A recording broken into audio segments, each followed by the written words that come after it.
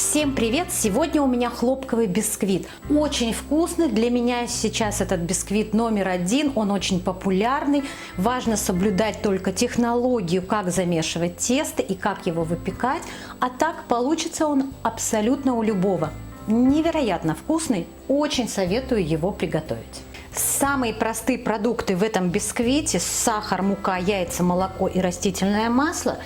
И прежде чем начать делать тесто, масло нужно подогреть до горячего состояния. В сковороде, в ковшике, как у меня, вот в чем угодно. Оно должно быть горячим, но не доводить до кипения. Ну вот буквально, наверное, секунд 20 я подогрела. И выливаю в чашку в отдельное масло. И в масло всыпаю муку. Муки добавляю 200 граммов. И вот горячее масло с мукой нужно хорошо перемешать. Вообще первые разы, когда делала, я все удивлялась. Ну что же из этого может получиться? Что же это за комочек такой получается? Как из этого вообще может быть пышный бисквит? Оказалось, что не только пышный, а я в него так влюбилась, что вот последнее время делаю именно этот бисквит. Получается вот такая густая субстанция. Видите, она какая прям. Добавляю 100 мл молока. Молоко должно быть теплое, ну такой вот комнатной температуры, но не из холодильника, не холодное. И хорошо перемешиваю тоже в однородную массу. Теперь сюда мне нужно 5 желтков, а 5 белков я отдельно кладу в отдельную чашку. Белки взбиваются отдельно. И целое одно яйцо сюда. Белки отставляю в сторону, сейчас будем их взбивать. А пока нужно опять до однородности перемешать тесто. И вот тесто должно быть вот такое вот вязкое, податливое, жидковатое оно должно быть, но однородное. В миксере 5 белков взбиваю без всего 1 минутку. Как только вот стала образовываться вот такая вот пена, добавляю щепотку маленькую соли и 150 граммов сахара. И взбиваю на больших оборотах до хороших устойчивых пиков. У меня белки взбивались вот 10 минут. И вот они должны взбиться вот до хороших таких вот пиков.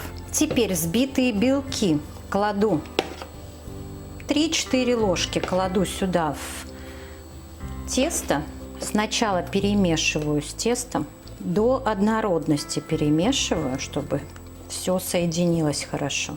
Духовку обязательно разогрейте заранее на 170 градусов. Я уже говорила, по-моему, что поставила духовку разогреваться, потому что тесто не должно перестаивать просто так на столе. А теперь это все тесто перекладываю в белки. Здесь вот так пару минут придется хорошо помешать. Это очень важно, чтобы все было хорошо перемешано. Поэтому здесь очень хорошо справляется лопаточка. Вот венчик и ложка так не справляются с этим. Поэтому хорошо вот взять именно лопаточку, чтобы со дна все собрать. Прежде чем перекладывать тесто, я так прохожусь просто мокрой рукой по борту. Для чего? Чтобы приклеить пергаментную бумагу. Обязательно делайте это для того, чтобы потом без проблем вытащить пирог. Иначе он может у вас просто поломаться. И как видите, я форму свою в фольгу обернула, потому что печься пирог будет на водяной бане. И просто чтобы не прошла случайно вода вовнутрь пирога. Выливаю сюда тесто. Несколько раз вот так вот ударю по столу, чтобы она была более равномерной, весь лишний воздух вышел. Ставлю на противень и наливаю воду. Воду наливаю примерно где-то в сантиметр и ставлю в духовку 170 градусов, которая уже разогрелась вверх-вниз, на 50 минут, а то и на час. Смотрите, конечно, по своей духовке. У меня он всегда выходит вот от 50 минут до часа. Он должен быть хорошо зарумяненный, с зубочисткой проверьте, что палочка сухая. Но его нельзя пересушивать, иначе будет не такой вкусный и нежный.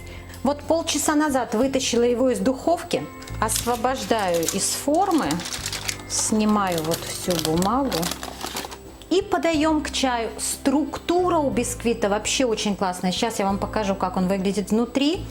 К домашнему чаепитию вот так вот быстренько его сделать, потому что делается он за 20 минут, замечательный. Вообще по вот как вот на вкус, структура бисквита, мне он нравится вот больше всего из всех других бисквитов, вот которые я даже любила, там сметанный бисквит или просто на яйцах и муке классический бисквит.